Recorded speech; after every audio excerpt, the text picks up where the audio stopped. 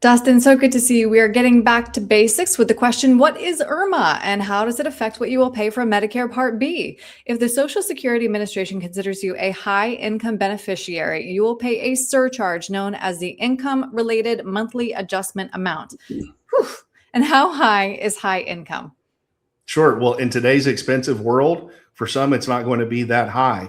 When it comes to IRMAA and Medicare, high income starts at $218,000, an adjusted gross income, modified adjusted gross income of $218,000 for married couples. For single filers, it's half that amount.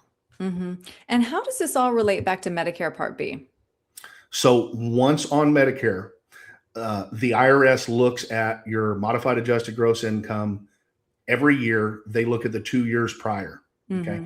And if we exceed those income limits, we start becoming subject to these surcharges. The higher your income goes, the higher those surcharges may go on your Part B and your Part D Medicare premiums. Mm-hmm. And I think a lot of people don't realize that IRMAA is a cliff, $1 too much, and you're paying a completely different premium. Right. We could compare it to income taxes. It's not like income taxes. Income taxes and income tax rates are progressive. So what that means is if you make more money than you anticipated, and let's say you go $1 above your top marginal income tax bracket, well, you're only going to pay that higher tax rate on that $1 that you went above the last rate. IRMAA, as you said, is a cliff. It's a different situation. If you go over one of those limits, even if you go over it simply by $1, you're then going to be subject to that the full amount of whatever that applicable surcharge is for that year. And for our observant viewers, I'm sure that they see here. So your Medicare 2026 Part B premium based on your income from 2024, that's known as the 2-year look back that you mentioned. So without proper planning, you may have to pay IRMAA because of a one-time financial event that happened 2 years ago. Walk me through some examples that could bump up your income. Sure. So some common ones are, hey, if you're getting close to retirement, you do some Roth conversions. By the way, Roth conversions can be a great thing. If you're able to do those Roth conversions before age 63, it won't have any impact on your Medicare premiums, all the better. But Roth conversions, the year that they're done, whatever the amount of that conversion is, that's going to be added to your adjusted gross income. Likewise, if you sell a house or you sell investments with unrealized gains, those capital gains will be added to your adjusted gross income. It doesn't mean that, even those are things that could potentially make you subject to these IRMAA surcharges. It doesn't mean that you should always avoid that Roth conversion. You should avoid selling that house. You should avoid selling that taxable investment. It simply means that if those are impactful tax moves or tax liabilities you're facing, that you may want to also, in addition to the income taxes or the capital gains taxes, consider what the impact will be with regard to your Medicare premiums. And now let's talk through 3 strategies then to reduce your IRMAA. And it's interesting, Dustin, because you mentioned Roth conversions as an event that could bump up your income, of course, but it's also a strategy to reduce IRMAA. How does that work? Absolutely. So, you could potentially be, in addition to paying the taxes on a conversion, you might pay sometimes what I would say in the scheme of things, small Medicare surcharges. But then those withdrawals from that account are going to be tax exempt, tax free, and they're not going to impact your Medicare premiums for the rest of your life.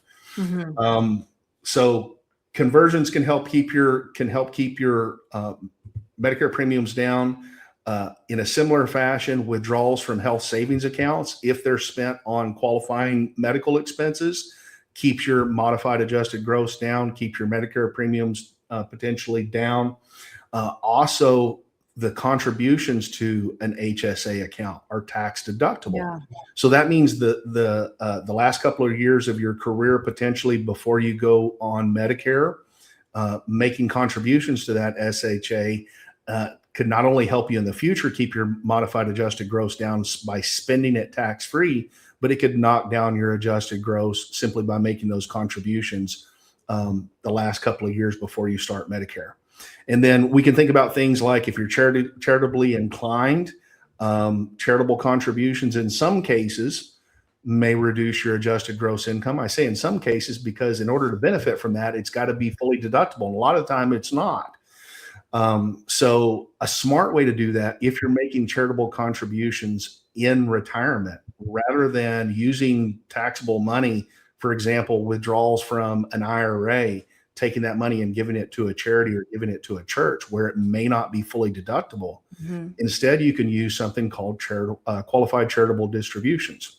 And that's where you make the same charitable contribution, but you just have the investment custodian withdraw those dollars. They don't send them to you.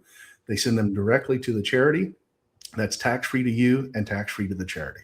Right. The way I explain it is if you're putting money in the collection plate, there's probably a more tax efficient way to do it if you are over 70 and a half. So a lot of strategies to think through, put in place now. IRMAA, I feel like really is like threading the needle, especially with that 2-year look back, Dustin. It's very complicated, catches a lot of people off guard. So if somebody would like to sit down with you, make sure they aren't surprised by this surcharge, what's the best way to reach you? They can send us a text or a call at 830-476-2505 or reach out on the web to book a free chat at longlivemymoney.com. Great. Dustin, thank you so much for your time today. I really appreciate it. Thank you, Aaron.